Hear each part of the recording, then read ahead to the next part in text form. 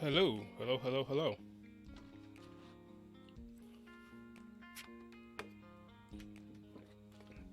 Can you hear me? How's it going, ladies and gentlemen?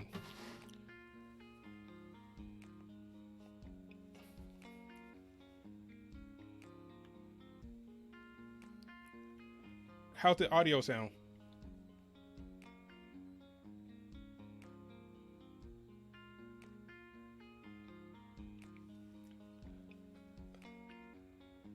Good, good, good, good.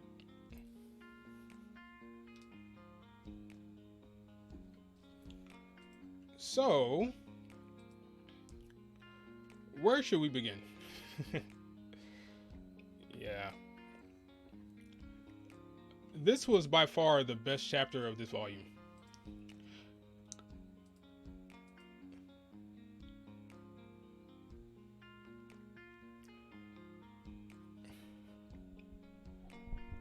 Quick question.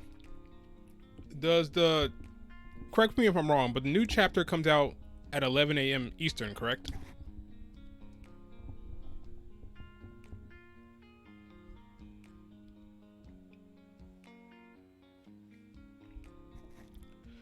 All right, so I have to get through this because this is a long chapter. This was a long freaking chapter in terms of what I want to talk about. So we should probably just start now. Let me make sure I have everything in order, though. Let me make sure.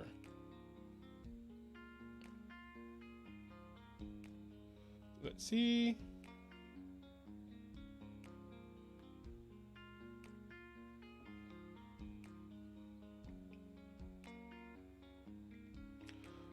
Alrighty. Everything seems to be good. Alright, from a scale of 1 to 10, what would you guys score this chapter?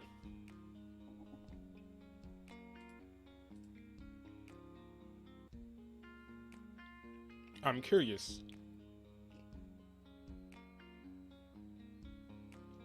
7 out of 10, 8, 9.5, 8.5, 9, 7, 8, 10 out of 7 out of 10, 4. Okay. 9 out of 10, 8 out of 10, 7 out of 10, 9 out of 10. I see.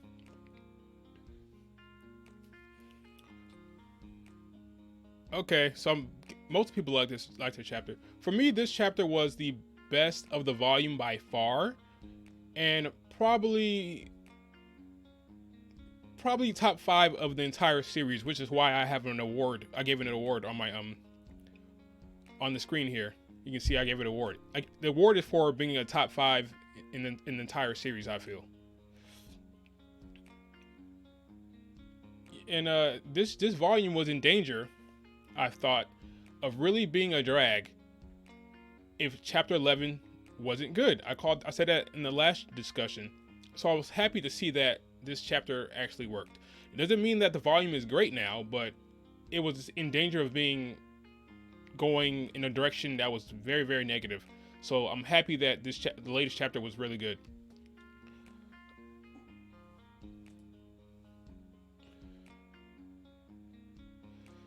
Is it better than volume 3 episode 11? Probably not, but I have to go watch that again. I would say no. Chapter 11 of volume 3 holds a special place in my heart. I'll say no. All right, let's get this going. So the chapter starts with Ironwood and Watts in a showdown. Hopefully Streamlabs doesn't mess up because I actually was in a rush to get this going because I forgot I actually missed some of the video clips, so I had to add it last minute. So hopefully Streamlabs works well.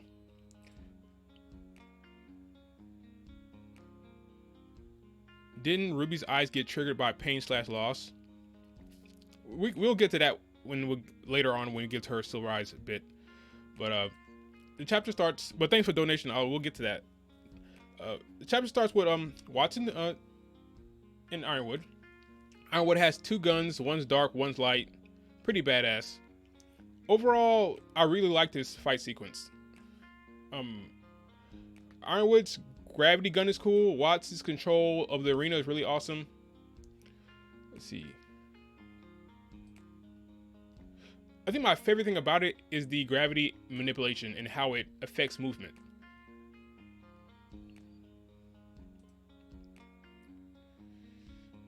Like, I think it was smart to have Ironwood not only struggle with Watts, but with the arena as well.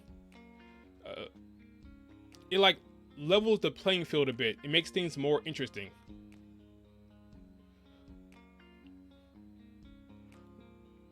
Watts can control the environment, and Ironwood has to adjust and adapt mid-fight.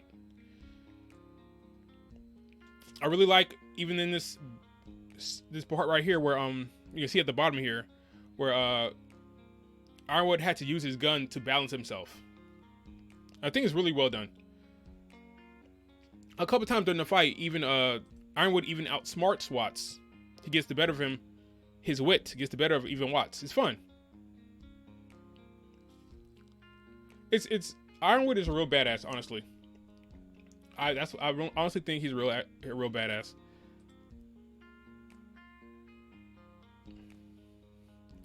Let me fix something real quick. Let's see, something's getting on my nerves. Like,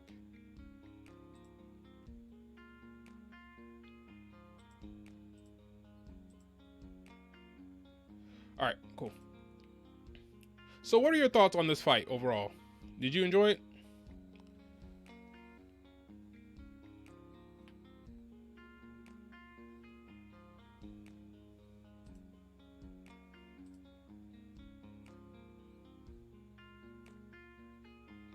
Top 3 fight in RWBY.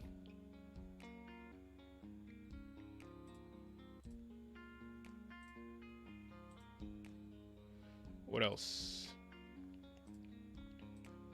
One of the best fights. Great fight overall. It was okay fight.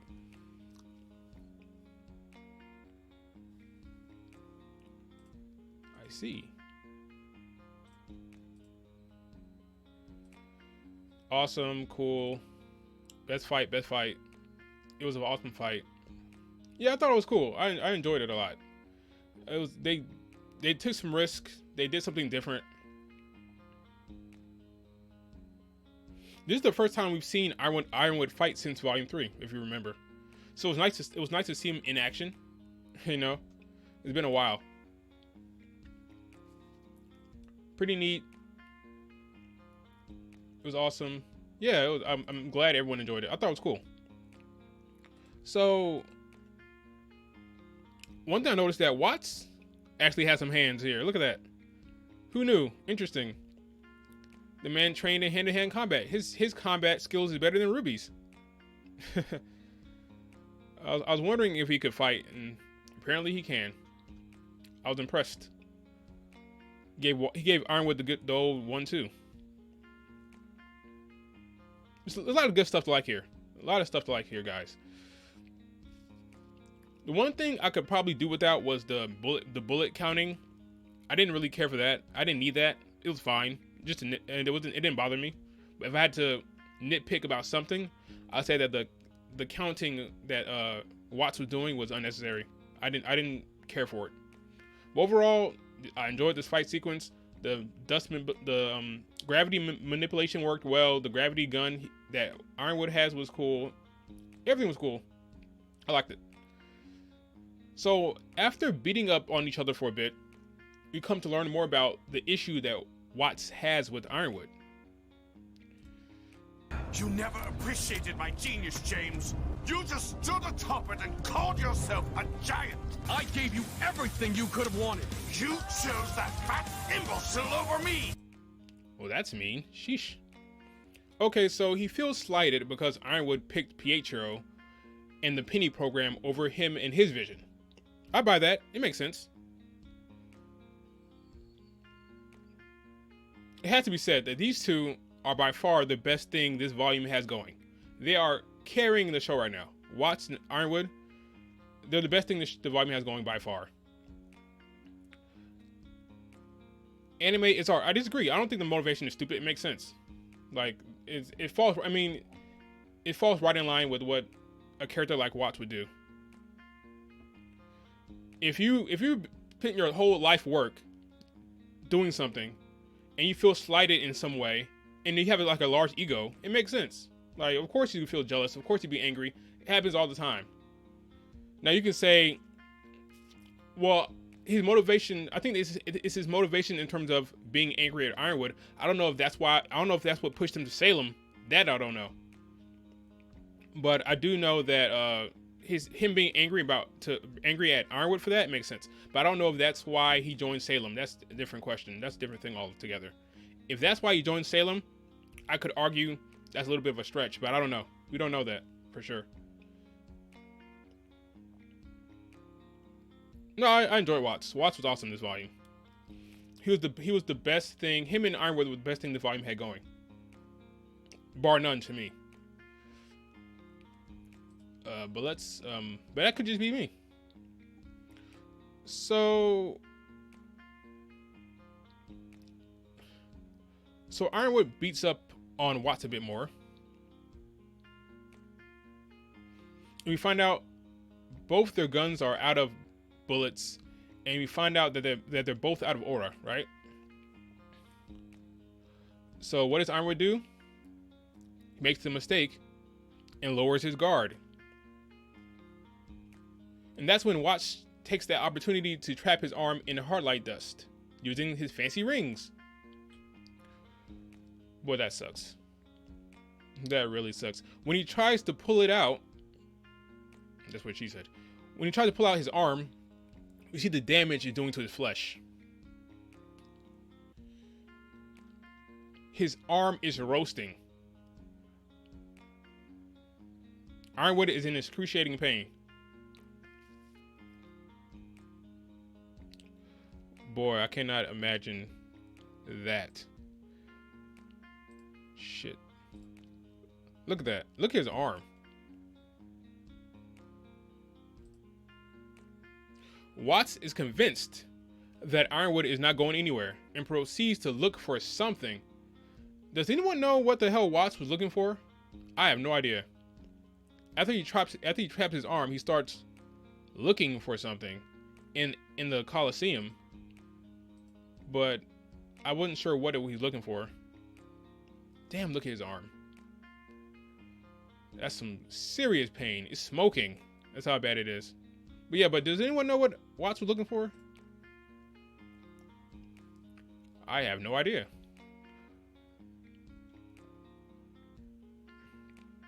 Let's see. Yeah, that was fat shaming. You had to call him a fat imbecile. Sheesh. The engines, maybe. Looking for the plot.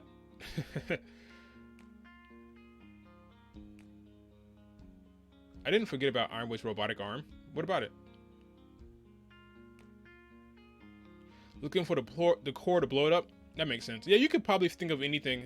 They didn't really touch on it, but you can probably come up with some ideas. Like, maybe they were trying to pilot it somehow. Maybe they were trying to blow it up. Maybe he was trying to, I don't know, find out where the tower was. I don't know. Who knows?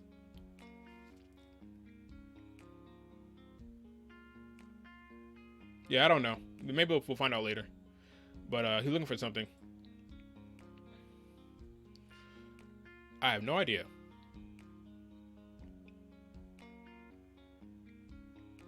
Well, ultimately, it doesn't matter what he was looking for because he didn't have time to find it because, yeah. Because of this, Ironwood pulls himself out off the back of pure willpower. His arm is totally fucked. What a character moment.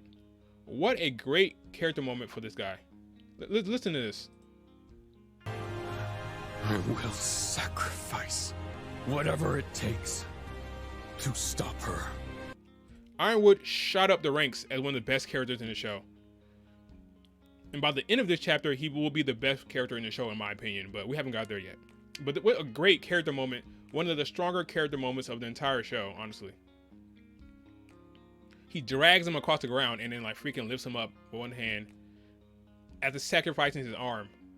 It's great. He's looking for good writing. Jeez. That's funny. Oh, look.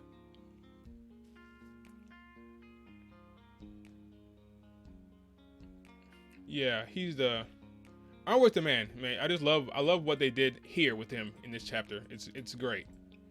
I like it a lot. It's strong character stuff, strong convictions, strong will. He'll sacrifice anything. That he's strong-willed. I like Ironwood a lot. He's a good character right now. They're doing good stuff with him. Let's see. That's a good question. I'm about to ask that question in a second, actually. Ironwood is ready to sacrifice anything to take Salem down. And ultimately, Watts wants to see Ironwood suffer and sacrifice everything. I guess we'll have to see how far Ironwood will go. But my question is, like that guy just mentioned in the chat, I think it was Andrea Piccolo, is Watts dead? Do you think Watts is dead? Does Ironwood kill Amir? I say no, because they don't show the body, but maybe he did. Who? I mean, what say you? Don't think so. I hope not. Watts has to be alive. I don't think he died. Nobody knows death. Nobody knows death. Yep, I agree. I don't know where he put him. Maybe put him in jail. I don't know, but I don't think they killed him off. Nah, Watts has probably just got imprisoned. Yeah, probably. Yeah, he's still alive. I'd say he's still alive.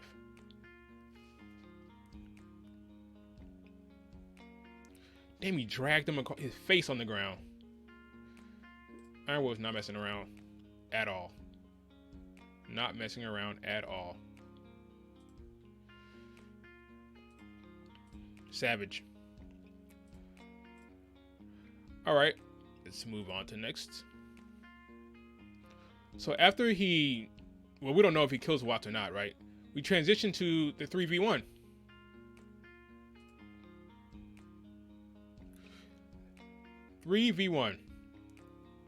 And the person who's fighting by himself loses.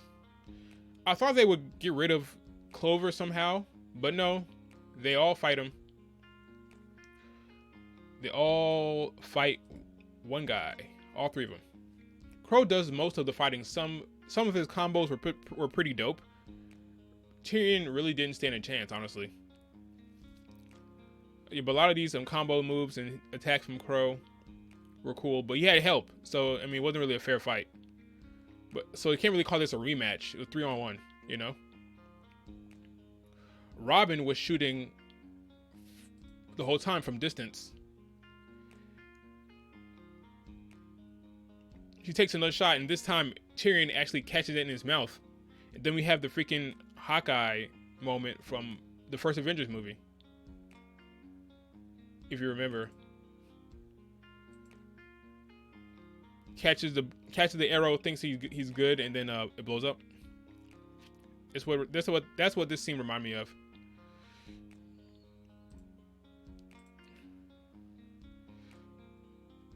Pretty funny. Robyn does she fight? I guess she fights from distance because she didn't really get close at all. So but she didn't have to do much. But I mean, I thought it was interesting that it went the whole 3v1 route. But yeah, it was cool, I guess. It was kind of weak because there wasn't any stakes, because I never thought that Tyrian was going to get the upper hand, but it was cool. Hawkeye, boom, right in the face. Yep. So that's that. See, you guys really didn't enjoy this fight. I see. Fight was Fight was meh.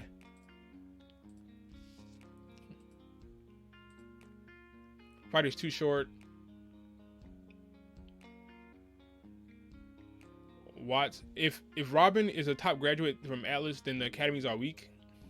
We haven't really seen her fight like straight up, like life on the line kind of fight yet. But yeah, I don't know about a Robyn. I don't know how talented she is as a fighter yet.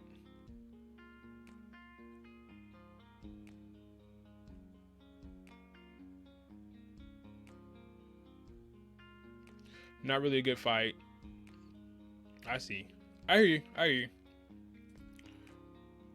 But they got over with pretty quick. And then we transition to, oh yeah. So after it blows up in his mouth, jeez Louise, you know that had to hurt. After the bomb blows up in his mouth, we get Robyn again, right? Let's see.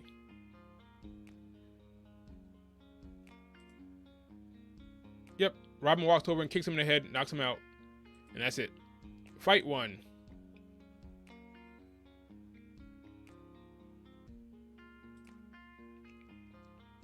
He never stood a chance.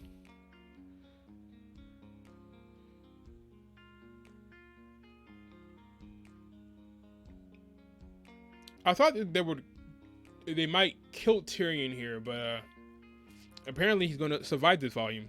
So he's killed too many people though to survive. That's why I thought he was gonna get killed off, because he killed a lot of people on screen. But maybe he'll get killed off next volume. I don't know. But he's alive now. We'll see how he gets out of this. We'll see what happens with him. But he's out. Well, he's not out, but he's alive. So we'll see what happens though. I wouldn't mind if they kill off Tyrian, honestly. He served his purpose enough. There's not much more I need to see. I know his backstory. I know where he came from. I know what he's all about. I wouldn't care if they killed him off, honestly. He's fought Crow twice now, kind of. One on one and 1v3. I don't really need to see Tyrian anymore. So after she kicks him in the face, we cut back to Ironwood, I believe, in his office.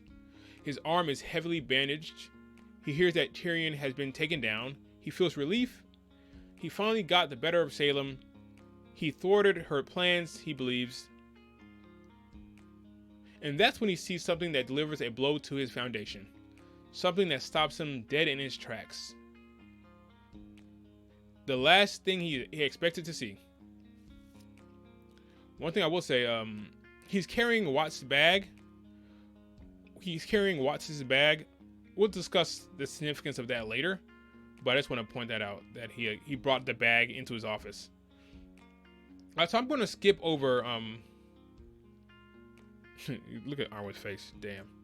I'm going to skip over the winter Cinder bit and go right into I'll get back to it later, but I'm going right into the meat of this chapter. Right into the meat and potatoes of this chapter. We have made a critical error. So in the middle of the evacuation, Ironwood calls everyone back to Alice. Our heroes are confused. When they arrived when we arrived to his office, we find out what happened. Cinder snuck in and left him a little gift. A chess piece. His missing chess piece. No. The image of the Black Queen. This symbol has tormented Ironwood since the fall of Beacon. Right. All the way from Volume 3. Since Volume 3. But by the time he saw the symbol back in Volume 3, there was nothing for him to do to stop.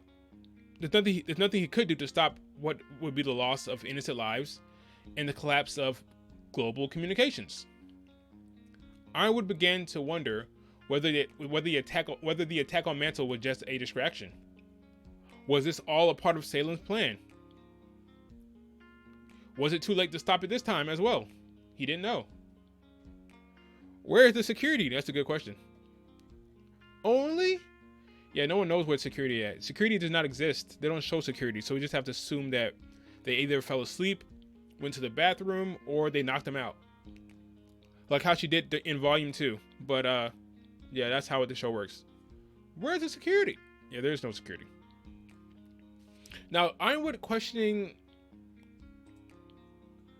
whether Salem's plan was... whether this whole thing was Salem's plan is legitimate concern. What if Mantle was just a distraction? We've got Mantle on our side now, and... How do we know that wasn't part of their plan? Salem has been one step ahead of us this entire time! I mean, it's a legitimate concern here. Ironwood has no way of knowing whether this is all a part of Salem's grand master plan. I mean, things in RWBY have been planned since the very beginning, apparently. So who knows if Salem had this whole thing planned in Ironwood's mind, right? Who knows?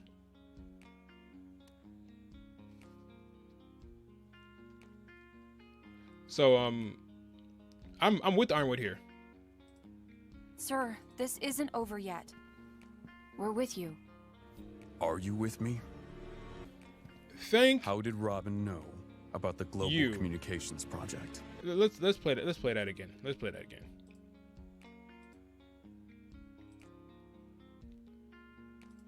Sir, this isn't over yet.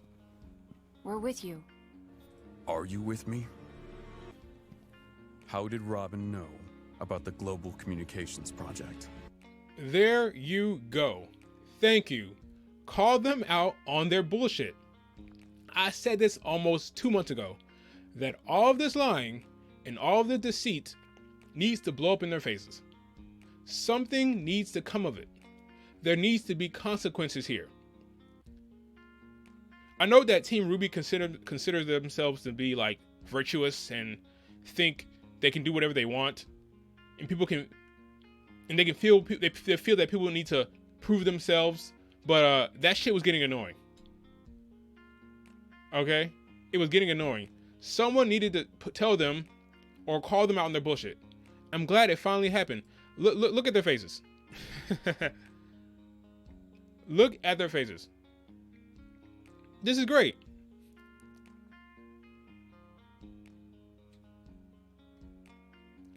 They had no business telling Robyn. They got lucky. Seriously. We told her. Does that mean you let her escape? Robyn is on our side. Yang is right. She was on their side, but she didn't know that for sure.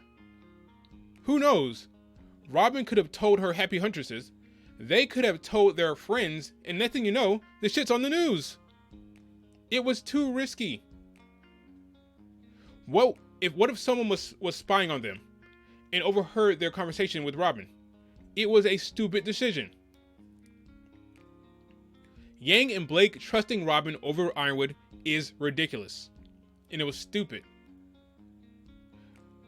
Hell, Yang should feel ashamed herself, because like, I'll give her credit in the sense that she wanted to tell Ironwood the truth earlier, but Ironwood is the man who sent Yang a damn state-of-the-art arm, a state-of-the-art robotic arm across the world out of the goodness of his heart.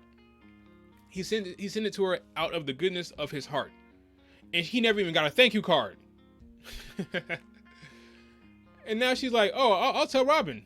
I won't tell Ironwood.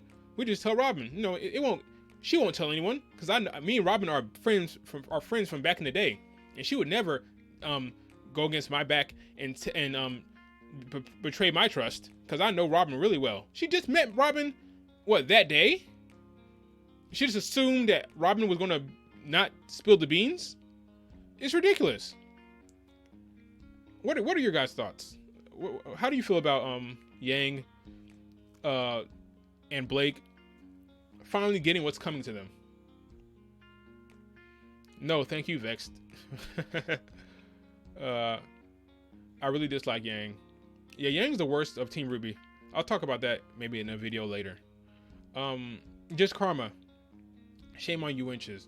The moment I saw there were some consequences, I cried, finally, thank you. Yep. So, I agree. This would have been the perfect time to apologize instead of having Oscar do it.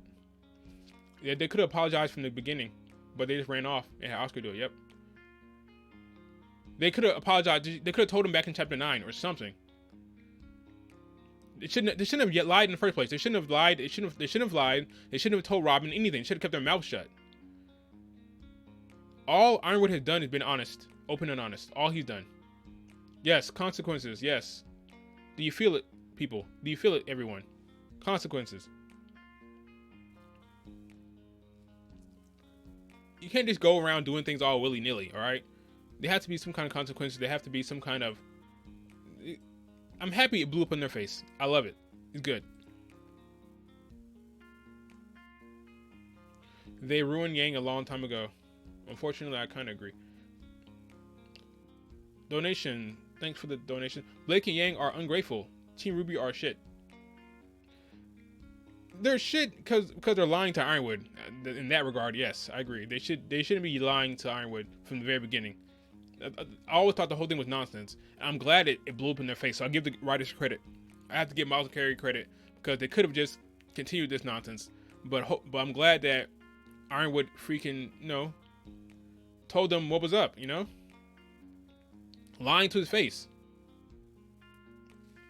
The man gave you a metal arm out of the goodness of his heart, and he didn't even get a thank you card. He didn't get a thank you at all. And then you're gonna turn around and tell Robyn what's going on? Get out of here. Yeah, I'm glad. I was so happy when I saw this. I was so happy. So after that,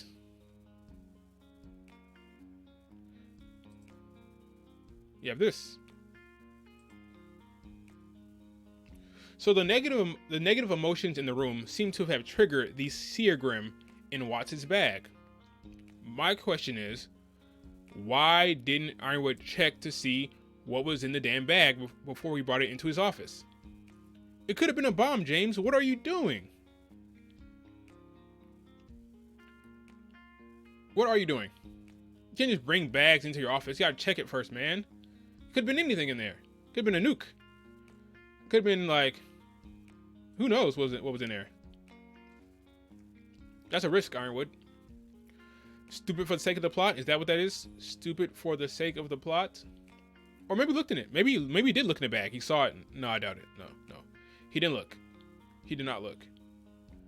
I can't believe that he looked into the bag. So, I don't know why he just brought it into the room without checking it. It was clear. It was careless. But to be fair to Ironwood, let's be fair. He's probably not in the best state of mind. He had to rip his arm through the freaking hard light dust. He might have killed someone. He's panicking because he saw he's panicking because he saw his flesh burning.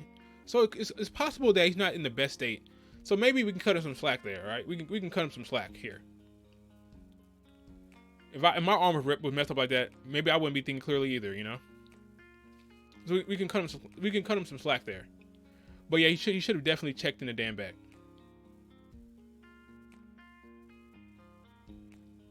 Yeah, you're not gonna get any argument from me if you tell me he should have checked. I agree, he should have checked. But anyway, because he didn't check, we have this moment where Salem appears out of nowhere from the Seer Grim. So I'm glad that everyone was scared when the Seer Grim popped out. I thought that was a smart choice by the directors to show that everyone was scared. And when Salem appears, she starts casting doubt. Time isn't on your side, James. It's always been on mine. Surrender the staff and the lamp to me, and this can all be over. Basically, Salem is telling Ironwood that she is inevitable, like Thanos. She is inevitable. She's on her way to Atlas. She's gonna get the relics, and there's nothing they can do about it. No one can stop her. They're just wasting their time. Stop struggling. They might as well just spare themselves the pain and suffering and just give up. Because I'm not going to lose. That's what you're telling him. Right? And RWBY has something to say about that. We don't have to kill you to stop you. And we will stop you. RWBY is the only one on Team RWBY with some balls, it appears. She seems unfazed by Salem, but she may just be putting on a brave face. I don't know, but she seems to be pretty strong in her resolve, and she doesn't seem to be backing down from Salem at all. But who knows? Maybe she's just putting on a brave face. I like what she said. Let me play it again.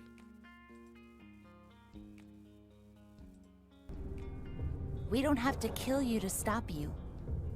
And we will stop you. I've been saying from the very beginning, or at least till Jen opened her mouth, I've been saying that Salem doesn't have to be killed. You can still stop her. You don't have to kill Salem to stop her. So me and Ruby agree here. Now, Salem wasn't amused with the little girl running her mouth, right? So she decides to play the mom card. Your mother said those words to me. She was wrong too. Okay, before I dive into this, I have a question for you guys. How did you guys feel about Salem's appearance this volume in general? Like, how do you feel about Salem being here in general and her appearance in the show and her words and what she had to say? Did you like it?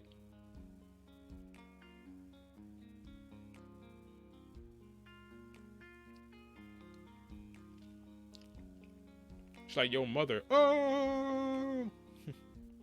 Worked pretty cool. Great appearance. I agree. I liked it too. Awesome. We agree. I like that she made an appearance here. I like that she was here. I did. Didn't mind it. Awesome. Triggered. Awesome. Gotcha. Good so far. Awesome. I liked it too. It's good to see old Salem, you know. I don't have a big problem with Salem. I think she's fine. I just, you know, hopefully they do something with her that's interesting, because yeah, she's kind of the big bad. So they need to keep her as the big bad. Make her, you know, keep her interesting and intimidating and scary and like powerful, and don't make her weak. Don't do to her what they did with Adam with the double-handed axle punch. Don't do that, okay? Don't do that. Let's keep Salem respectable and like, you know, a real threat in the show. All right. All right, now let's get back to freaking Ruby Rose. Let's get back to her.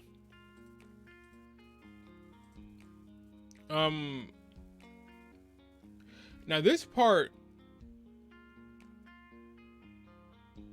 this is probably the weakest part of the chapter for me, if I'm being completely honest.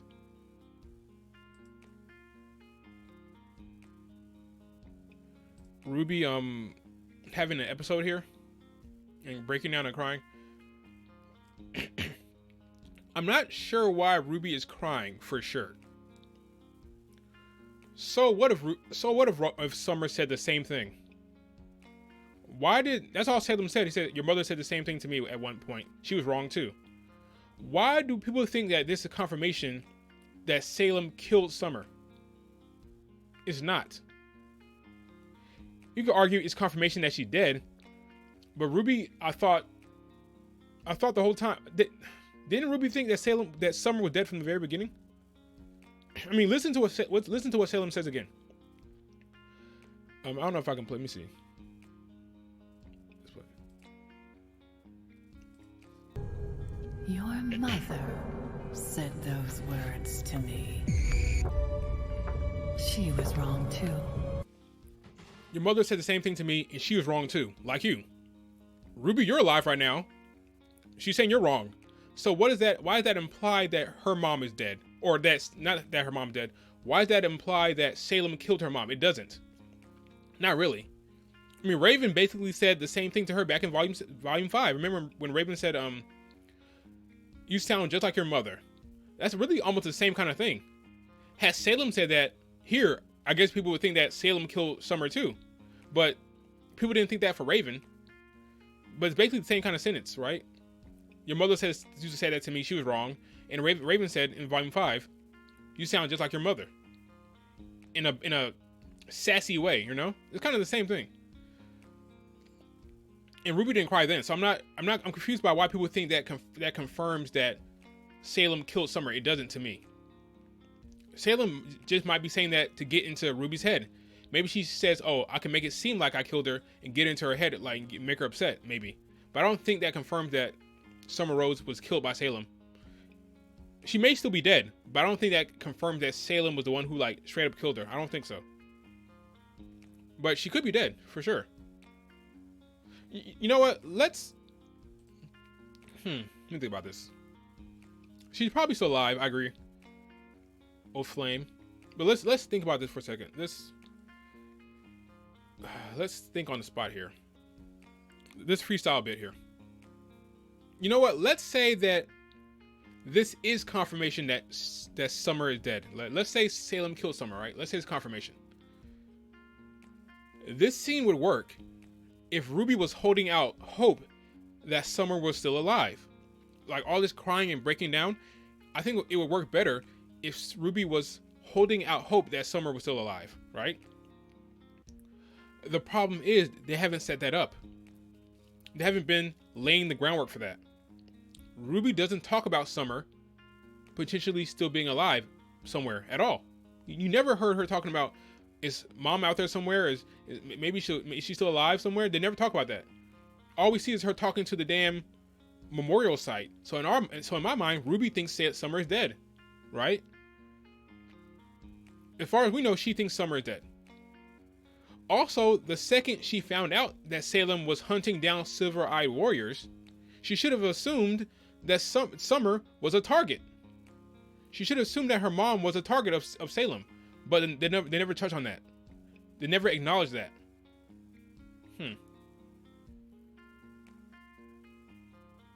So because they didn't acknowledge it, I could do without RWBY breaking down and crying. Okay, I could do without that. In her like her eyes activating. What's up with that? I thought you have to want to save your friends for your eyes to light up. I mean, there's ways to explain it, like in your head canon, you can come up with ways to explain why her silver eyes were acting up, even though she wasn't trying to save anyone. Or you can say her eyes were linked to her mom. Maybe the power of the silver eyes for her is linked to her feelings and thoughts from her mom, from the image of her mom and what she represented. And Salem messed with that just now or something. I don't know, but I could have done without the crying and the silver eyes flashing and the having an episode. I could done without that. It's not the worst thing in the world. This whole thing with RWBY crying was the weakest part of the chapter for me. What are your thoughts? What say you? Oh, I'll get to Yang in a second, Alexis. Don't you worry.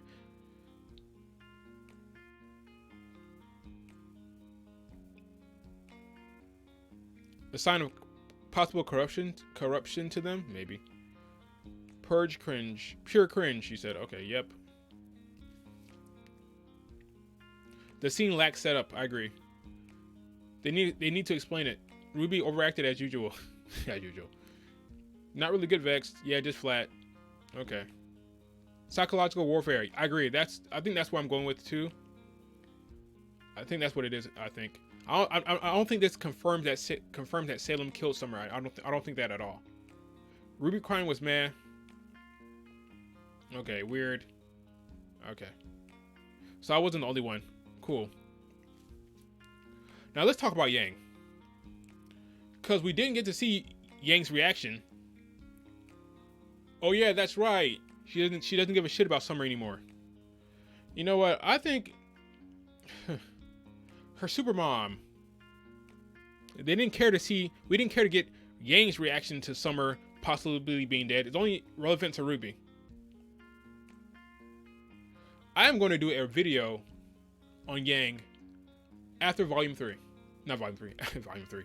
After Volume 7, I think you heard it here first. I think the first video I'm doing will be about Yang after Volume 7. Because there's something I've been wanting to talk about with this character for a while.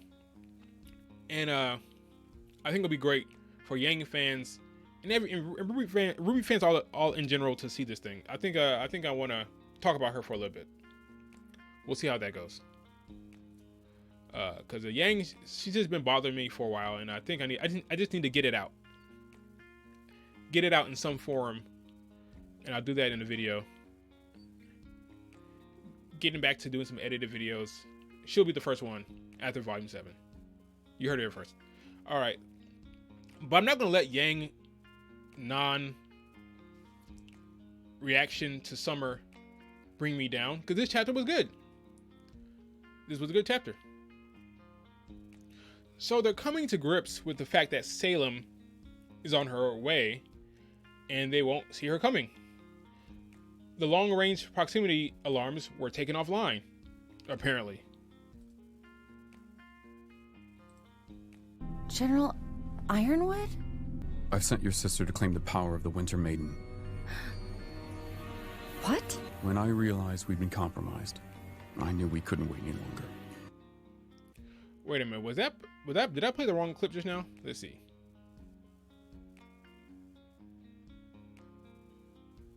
Let's see. I may have played the wrong clip just now. Let's see.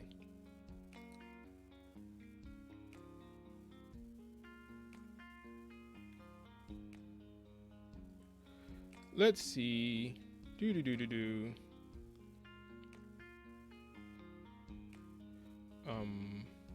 I sent your sis. RWBY having an episode. Let me see them, please. Okay, RWBY had an episode. Am I missing a clip? I might be missing a clip. Let's see. We do it live. General Ironwood? I've sent your sister to claim the power of the Winter Maiden. The staff and the lamp have to be locked away. When I realized we'd been compromised, I think I'm we missing a couldn't clip. wait any Oh well. longer.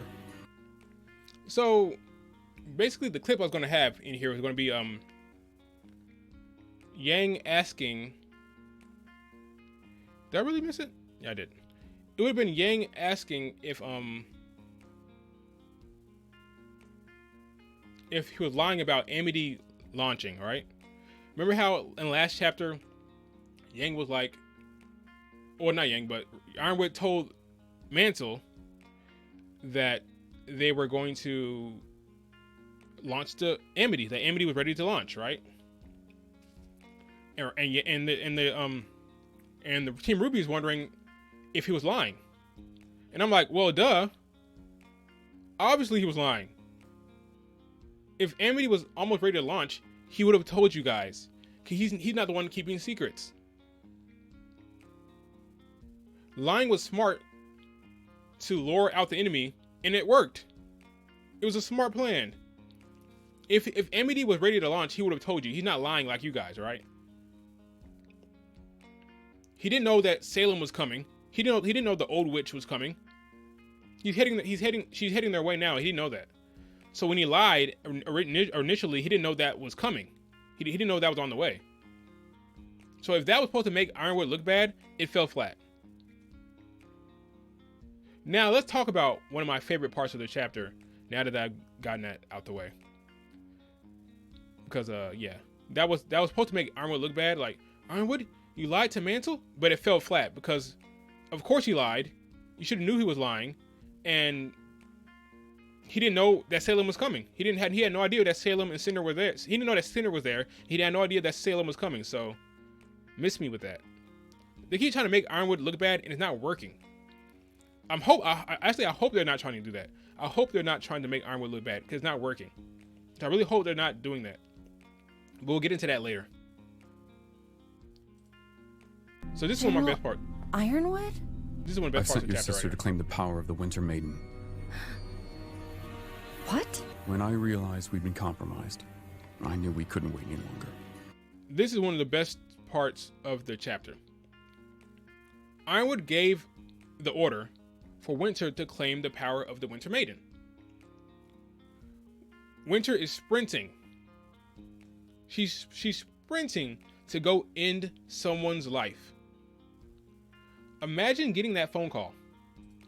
Imagine getting a phone call. The moment is here. It's time. We've been compromised. Go. She doesn't even have time to think. Imagine what's going through her head right now as she sprints to go become the Winter Maiden. It's crazy. First, she has to hope that the enemy hasn't somehow already reached Freya. That's her name, right? Freya? Yeah, I think that's her name. First, she has to hope that. And if they haven't, she then has to take the power from her, effectively ending her life. What is she going to do? Drag her into the pod?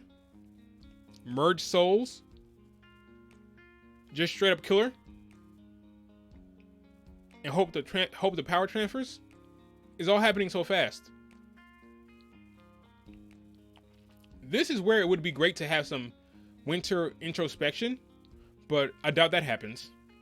But I really like that moment and what that meant for Winter and what it meant for the dynamic between Ironwood, Winter, and Weiss. I really like how how it's developing for Winter, because that's a hell of a moment for her to be. She's evacuating people, and all of a sudden she gets a call. All right, it's time. You know that whole thing about becoming a maiden? It's time. Go. And she's sprinting to go accomplish this goal. It's crazy.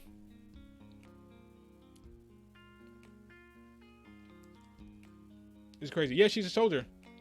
She's a soldier, but but at the same time, it's still crazy.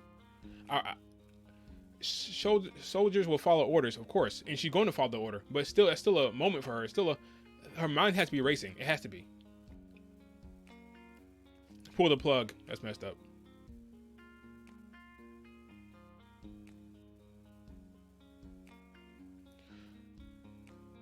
She'll probably just protect her from Cinder. No, because at the end of the chapter, we'll get there. We'll get there. But I think she'll get there first. I think she's already there when the chapter ends. But we'll talk about that later.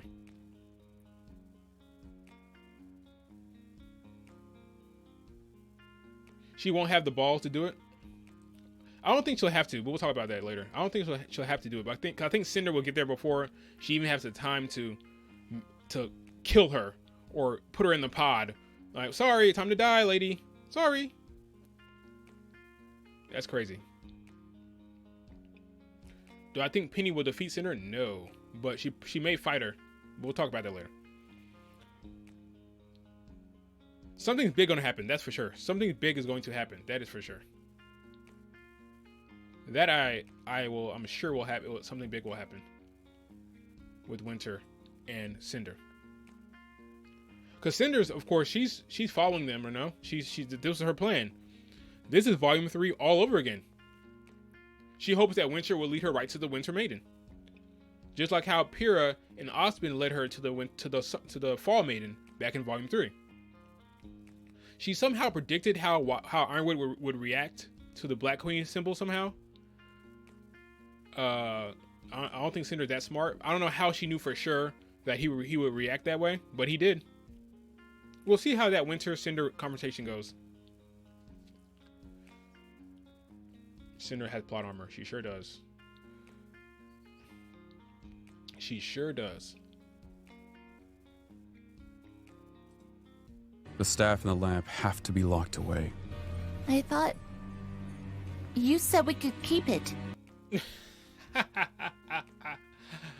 Oh my god. Let's play that again. That's hilarious to me.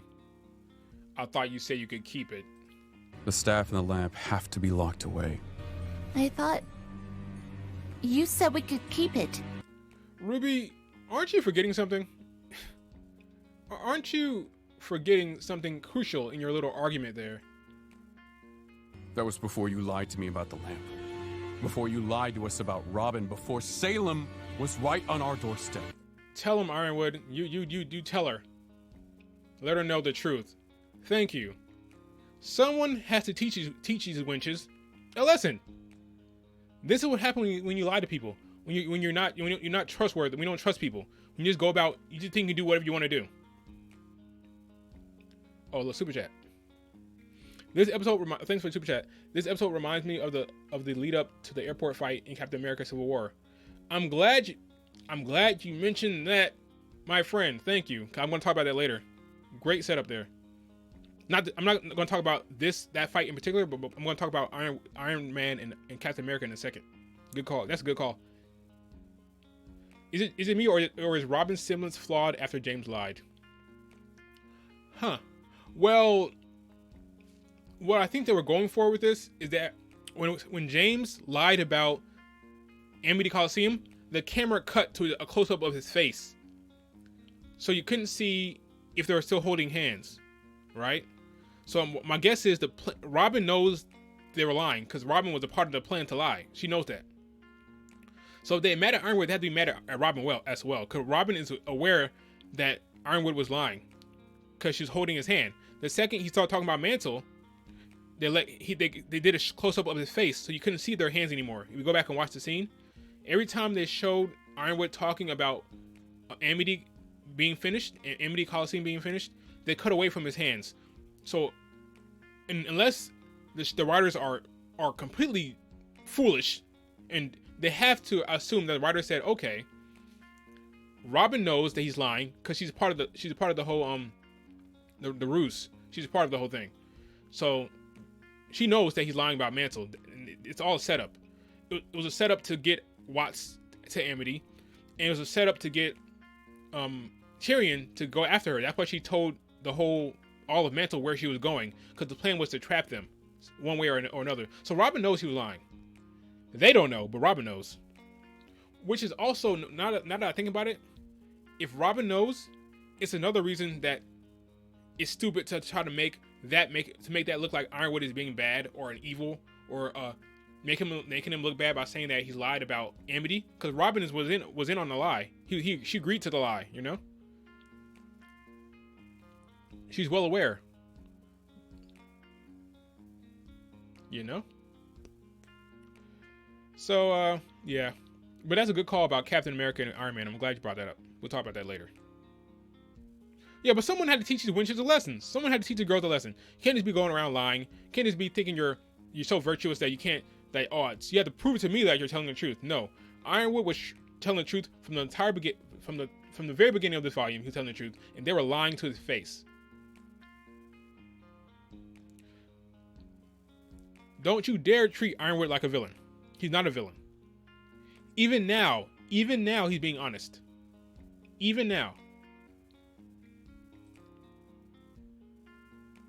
Oh, Kaylin Ellis. I got another super chat. Thanks for the super chat.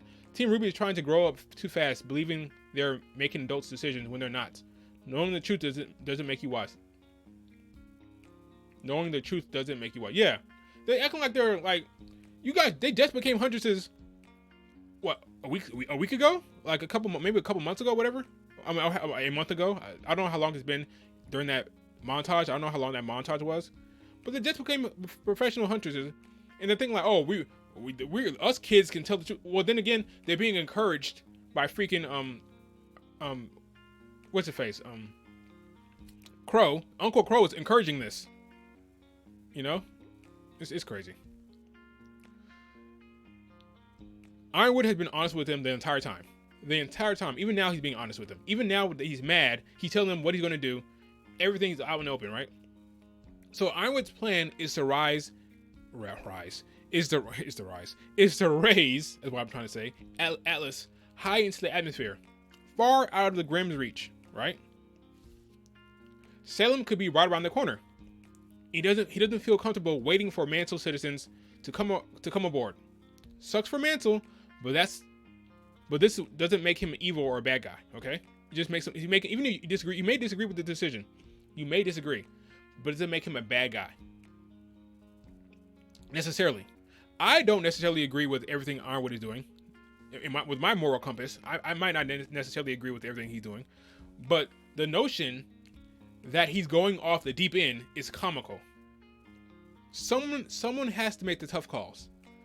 Someone has to make the tough decisions. What if Salem gets there? What if Salem gets there before they raise the city? Then what? What if she's like 5 minutes away? Then what? You should be able to see both sides and understand both sides. No one is the bad guy here. You're allowed to see one side, or you're allowed to side with one group depending on how you feel, but no one is the villain here. At least not in my eyes. This is compelling. This is what makes things compelling, folks. This is compelling stuff. We're not sure. No one's clear-cut bad guy or good guy. No group is clear-cut evil and good.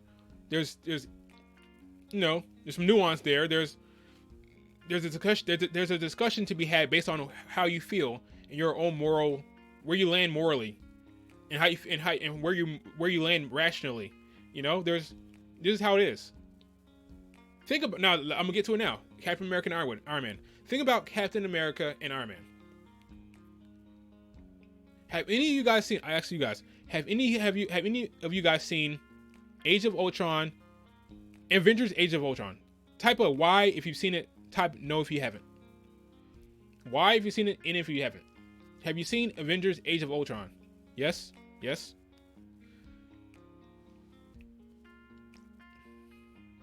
Okay, so most of you have seen it. Awesome. Okay, so this won't be pointless. Okay, so you've seen Age of Ultron. All right. Remember how Ultron wanted to lift the capital city of Sokovia and have it? His plan was he wanted to end all life on Earth, right? That was Ultron's plan. His plan was to lift up the capital city of Sokovia and have it come crashing down on Earth like a meteorite, killing everyone. That was his plan. Remember the Rising City? This is actually a good parallel to RWBY now that I think about it.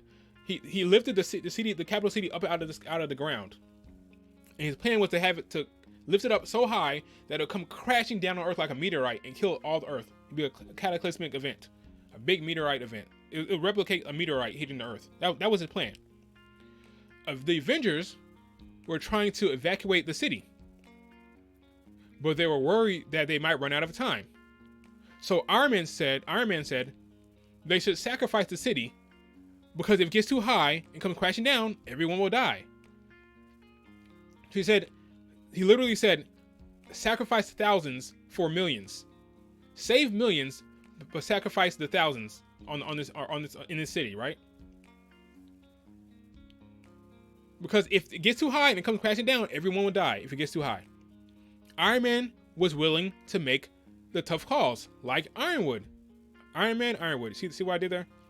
Iron Man is willing to make the tough calls. Captain America, on the other hand, he refused to accept this. He refused to accept this because he like Superman. Captain America and Superman are always written to make the morally correct decision, no matter what. Even if it doesn't make sense. Even if it goes against all logic, they're set up to make the morally correct decision. Right now in this scene, Team RWBY is Captain America, Ironwood is Iron Man. No one's right, no one's wrong. Spoiler alert: Captain America refuses to blow up the city, and they take all the people off. They get everyone off. So Captain America, ultimately, it worked out. They got everyone off the damn city, but it could have gone horribly wrong. Because had they not got everyone off, everyone on the entire planet could have been at risk. But no, Captain America is set up to always make the morally correct decision. That's how he's written, and that's fine. And you can now where you land there depends on the person, right? That's all it is. It's no bad guy versus good guy, no evil versus good. Two people want to do the good thing. They both want to save people. They both want to save the world. RWBY wants to save everyone. They don't want to leave anyone behind. Ironwood wants to make the tough call and say, we're not going to take that risk. The risk is too great, so we're going to back out now. That's it. There's no evil man here, all right?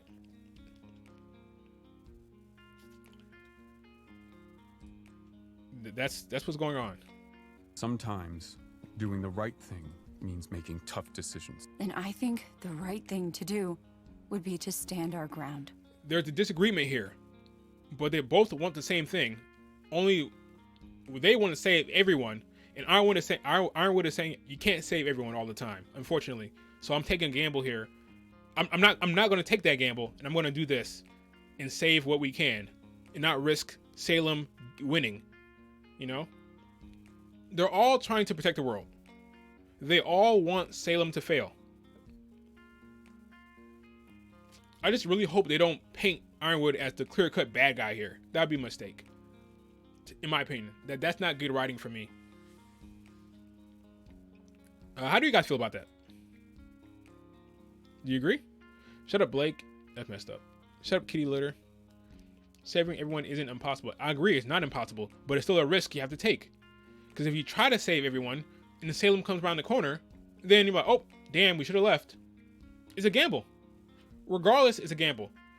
It's a gamble if you wait and try to save everyone, because Salem might get there. And if you leave, you're gonna feel like shit because you left people to die. It's no clear-cut great answer, but my point is, no one's the bad guy here. Agreed. I agree with you. RWBY will be right. Yeah, they'll be right if the writers write it like that. Yeah, the writers are in control of what happens. So, of course, they can make Team RWBY be right. They can. But in the real world, tough decisions need to be made. You never know what's going to happen. You never know. Ironwood is being realistic. He's a visionary. He's Iron Man. He doesn't want to take the risk. That's all. There's no, oh, Iron Man. Ironwood has gone off the deep end. He's evil. He's despicable. He wants, no, he's not. That's not the case here. Okay, it's almost 11 o'clock. I need to get through this before, I want to end the stream before 11 because people want to go migrate to see the new episode, I'm sure. So let's get through this. Let's get through it.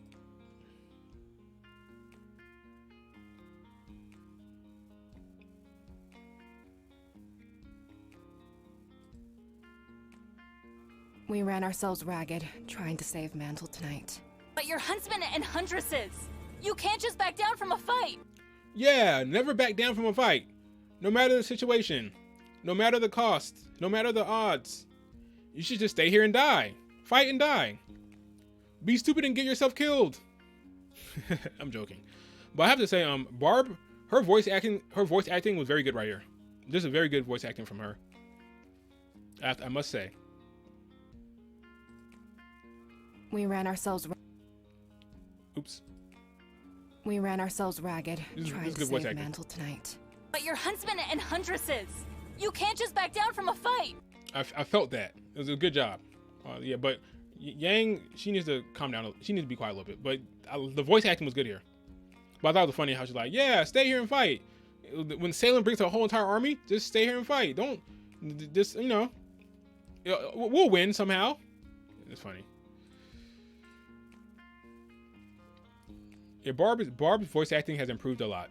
You know, gotta give credit. Gotta give credit where credit is due. I always give credit where credit is due. And the Weiss said something funny too. She's like, what is the council gonna say about this? Like, bitch, do you think anyone cares about the council right now? As if the council gives a fuck about Mantle. They probably agree. Like, yeah, let's leave these Mantle people. Let's leave Mantle here. Let's get out of here. The council don't care about Mantle. Robyn's the one that cares about Mantle. Robyn's the one that cares. The council doesn't care about Mantle. They probably agree with Ironwood. Talking about what is the council gonna say? Right. Okay, Weiss. The council don't give a fuck. Well, anyway, Ironwood would be like, I am the council. I am the Senate. Yeah, the council don't care. So, all right, let me get to RWBY. The council. Let's get to RWBY snitching.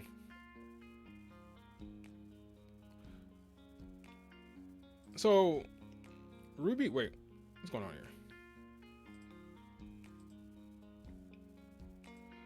Something is not right here. No, I'm gonna go looking for that. We're gonna do it live. I'm gonna go grab the right one here. We'll do it live. We'll do it live. This is what should have showed up here. Let's see. Let's try it again. You're standing in our way. Ironwood's declaring martial law and abandoning Mantle. Why have funny all of a sudden? Let me play it again. You're standing in our way. Ironwood's declaring martial law and abandoning Mantle. Straight snitching. So RWBY alerts everyone to Ironwood's plan. So now Clover is going to have to fight. Let's see. Clover's going to have to fight Robyn and Crow.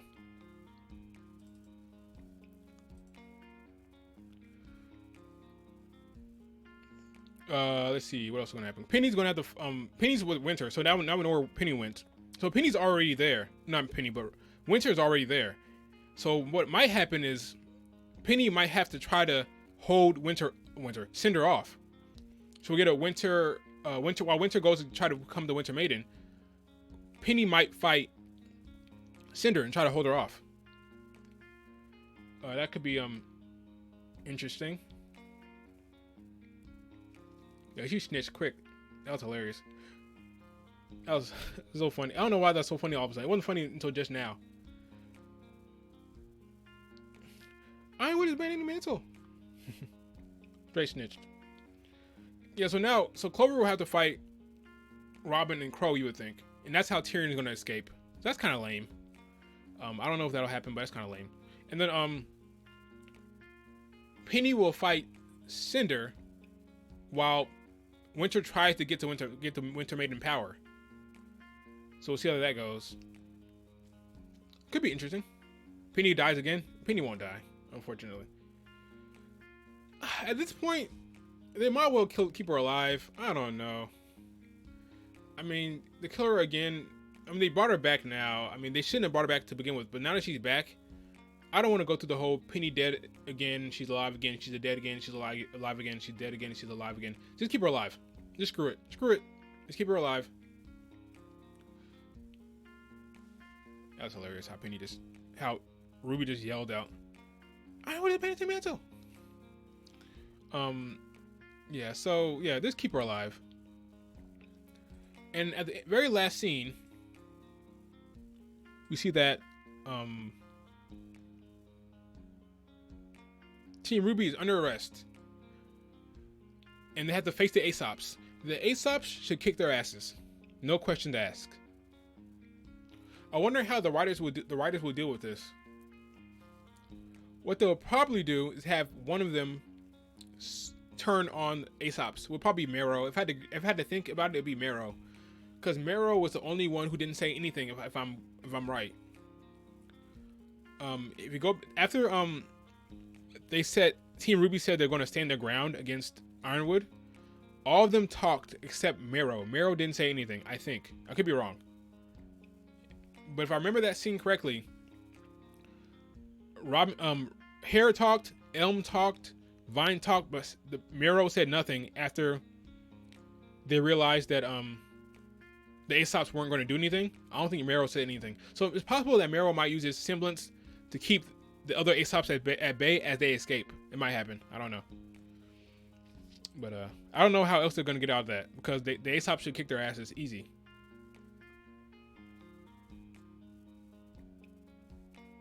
What do you guys think?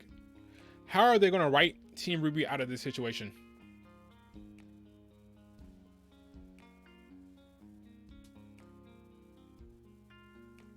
Do you think Rooster Teeth will off-screen RWBY fighting the Aesops? No, I don't think they'll do that. They're not that crazy, I think. I hope. I wish. No, we'll see the Aesops do something. Maybe the Marrow might use his semblance from the get-go, from the very beginning, maybe. But I don't think they're going to skip over whatever happens between the Aesops and RWBY, and Team RWBY. They'll show it. Whatever it is, they'll show it. But I don't know. I don't think they'll skip over the fight.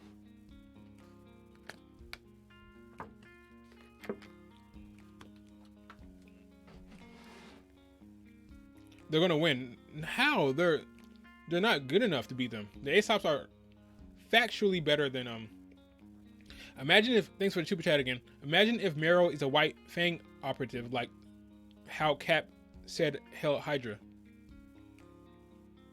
Also, I think you missed a super chat. I did. Did I miss a super chat? Let me look. Yeah, I don't know what they're gonna do. I guess we'll have to see. But I think it's plausible that Marrow could turn on them.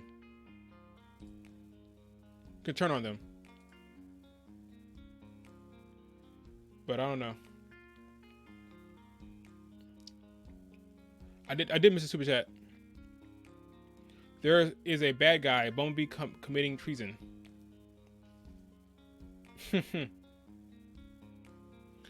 I guess, yeah, they did lie. Well, they're bad guys to Ironwood, at least. Ironwood can't trust them anymore. They straight up lied. They trusted Robyn over him. That's indefensible. That's egregious. That they would trust a random stranger over Ironwood. That's messed up. So how did this chapter end, actually? The final shot, we see that Neo, we assume it's Neo, we don't know what happened. We see that Oscar has been taken. He's been taken. Marrow's gonna tell Aesop's to stay, letting Ruby go. Yeah, I think that's what happened too. Yeah, that's what I would predict as well. Thanks for Tube Chat. I think that's what's gonna happen. I think Marrow will use his semblance on them. That may be lame. Depends on how they do it. But last shot is Oscar being taken. He's gone missing again, just like Volume 6. No.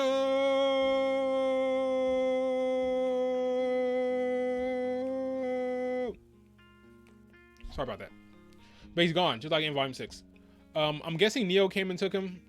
They could be trying to trick us. Something, maybe something else happened. But I'm thinking Neo went and grabbed him. But we'll see. It's kind of disappointing. It's a little disappointing if that's what happened, because I wanted to see that interaction. I wanted to see the initial interaction between Oscar and Neo, just to see how that would go. How would Neo go about it? What would she do? Did she just walk up and start kicking ass and took him? Or did she pretend to be someone else? Did she disguise herself as RWBY or something like that? Did she disguise herself as someone? I wanted to see that. It's kind of disappointing. Oscar just went to get some new clothes. I know, right? Can you imagine? Can you believe it? Volume 6, man. That chapter was crazy. The first half of Volume 6 was good. Second half was not. Went to go buy some Yeezys. Yeah, I know, right? Like, I'm going shopping. You guys can't stop me. Security's like, we can't let you go. Sorry. Ironwood told us to lock you down. And you start beating up the security and left. I gotta go get some new shoes. I need a new Atlas coat. There's coat in here.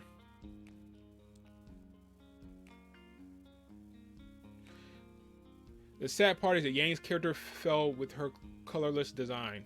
She was one of the best characters in the beginning. Now she's one of the worst. Thank you for the super chat, Marcus Henry. Yeah, she's one of the worst. I'm gonna talk about Yang after this volume. Don't you worry. That's the first thing we're gonna do. Talk about Yang. And I don't mean that to say, oh, is this my opinion? Just one man's opinion. I'm not saying that people should feel how I feel. If you love Yang, great. I'm happy for you. That's awesome. I'm just gonna give my opinion on the character. Just my opinion. That's all. Had us entertainment, just like Volume 6, but with less friendly fire. Thanks for the super chat. Yeah, Volume Oscar running away. Here's a question. I have a question for you guys. Will Osmond make an appearance? Will Osmond come forth and talk and like do something, or will he stay dormant and stay in the background of Oscar's mind? What do you think about Osmond? Will he make an appearance this volume? Yes. Yes. Okay. No. Yes. I have a few. I hope so. Maybe. Yeah, I don't know. I don't know if it would bring anything to the show at all. I don't know. The interaction wouldn't mean anything because Osmond doesn't know Neo, so I don't know what that would bring.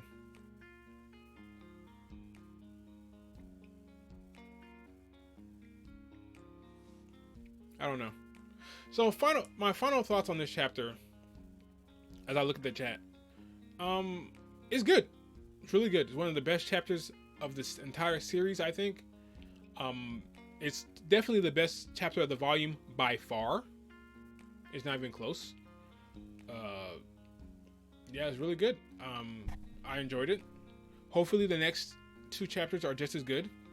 And then we can end this volume on a positive note. You know, that's what I'm hoping. I always hope that these chapters are good. But we'll see.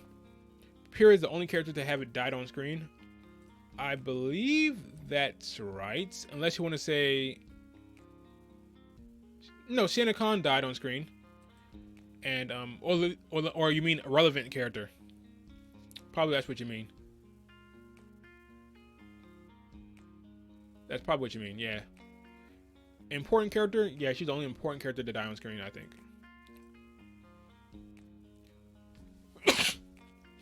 Bless me. Roman died on screen. That's true. Few and far between. It was a good chapter, Vex. I'm glad you enjoyed it. It was good. Thank you. Thanks, guys. Adam died on screen. Yeah, he did. Yeah, people died on screen. Just sometimes it's easy to forget sometimes. But yeah, they died on screen. So the new chapter comes out in a few minutes. What do you guys want to see?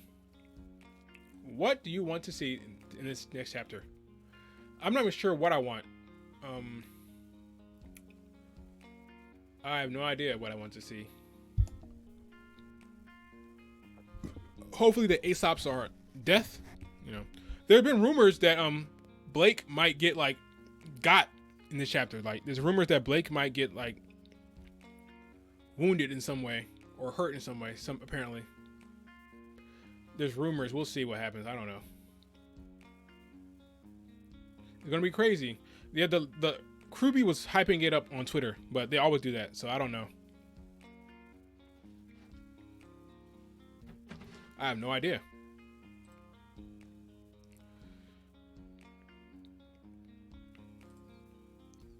Oops. I just hope that they keep the momentum going. I hope there's no. Oh yeah, I'll tell you what I want.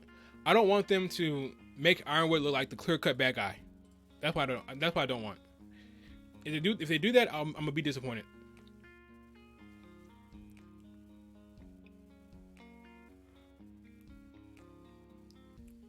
Team only. Yep. Hashtag team only. Agreed. Yeah, I don't want Ironwood to be the clear-cut bad guy. I want the Aesops to be taken. If the Aesops are gonna get taken out, I want them to be taken out in a way that makes sense and it isn't dumb. If someone's gonna die, don't let it be Winter. I don't want to see Winter die. Apparently something's gonna happen to. Apparently there's rumors that this episode is gonna be so shocking. It's the penultimate episode, so we'll see. Penny as the Winter Maiden. It depends on how it's executed. Ironwood is the best character in the show right now. I have to say that. Ironwood is the best character in the show right now.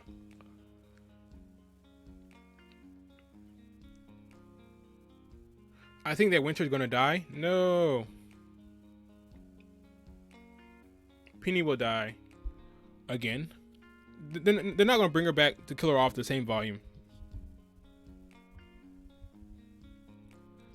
I have no idea if Penny can even be a maiden. I have no idea. There's been rumors that Neo is going to be a maiden. I don't know if I want to see that. Because Neo becomes a maiden, they're going to fight. She's going to fight Cinder, and I have to see another maiden v maiden fight with Cinder. I don't know if I want to see that, honestly. Neo, she's an irrelevant character. I don't need her to become a maiden. They're trying to make Neo work. They're trying to make Neo happen. I'm just not buying it. Bringing Neo back was pandering to the base of the fandom to begin with, and I'm not too thrilled about her purpose in the show. You know?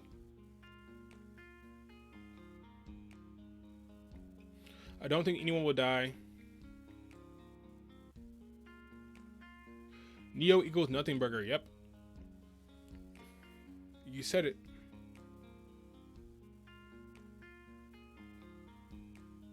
Neo getting Winter Maiden powers would be really stupid. Yeah, that's where I'm at. I don't know if... I guess anything can be written well depending on the execution, but I don't trust them to write a storyline where Neo becomes a Winter Maiden that I don't hate, you know? I most likely would not like it, so... But we'll see.